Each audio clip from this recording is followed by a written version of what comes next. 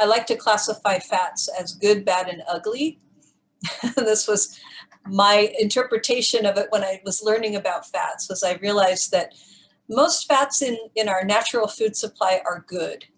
They exist in the food, like if it's an avocado, you have fats in the avocado. If you have fats in the nuts or seeds, in olives, even in certain vegetables, there's a little bit of fat in there. And when they're in the food themselves and we're just eating those foods, those fats are very good and very healthy, and we're usually not getting excessive amounts of them because usually they're in the right quantities within those foods. So unless you're eating, handfuls and handfuls of nuts, you're not really overeating on the fats. You're getting the right amount of fat in your diet. Even a little bit of like cream from dairy, if it's a good quality dairy, that could potentially be beneficial. Butter or ghee, we're not talking about slathering it on everything, but if you want a little bit of butter on a potato or a little bit of butter on toast, it's not going to be a deal breaker. In fact, it could potentially be very healthy. So when the fats are in their natural state, that's what I would say they're good. When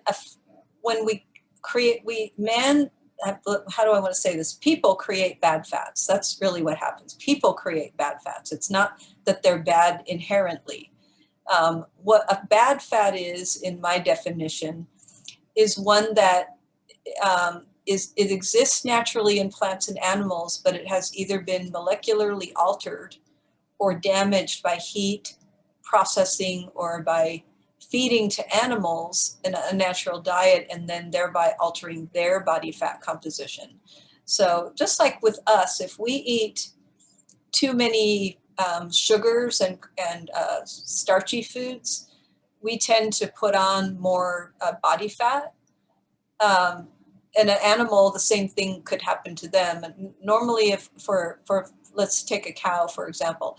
A cow would normally eat grass. That's its natural diet. And when it eats its natural diet, it doesn't have a lot of extra fat because grass doesn't create a lot of fat storage in a cow. So you're going to have a lean piece of meat there. But if you feed a cow corn, which a lot of the conventionally raised cows are fed corn, then they're getting a lot fattier. And then that meat is a source of fat that's in excess of what our bodies are normally, designed to have. So that's where the fat becomes bad in that way. Also, squeezing or pressing oils out of seeds or corn or soybeans, and then processing it at high heats and exposing it to certain chemicals to help deodorize it and filter it, that damages the fat molecules. And so then if we use it for cooking, then we're damaging it even further. So that's what I call a bad fat. And then, because they become damaging to us. And then the ugly fat is the one that I call the trans fat, because it's a chemically altered, really like specifically made in a laboratory, usually from the bad fats. They usually take a refined cooking oil and then alter it chemically in a laboratory setting, and they change its physical properties, basically. So you can take a liquid oil like soybean oil and add hydrogen to it in a process called hydrogenation, and then it literally turns that liquid oil into a solid.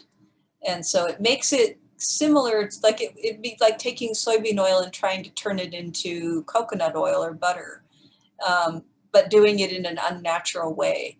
And so that's where we get Crisco from. So Crisco literally is soybean oil that has been chemically altered to make it appear as though it's more like coconut oil, or it's kind of more like, actually more like lard. Like that was really what Crisco was sort of designed to replace when it was invented. It was invented really to replace butter, because there was a butter ration during the Second World War, and right around that time was when Crisco, I'm sorry, First World War.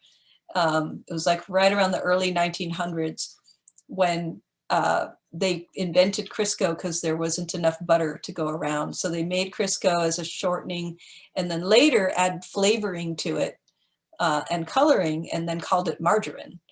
And that's basically what margarine is it's basically Crisco that made to taste like butter.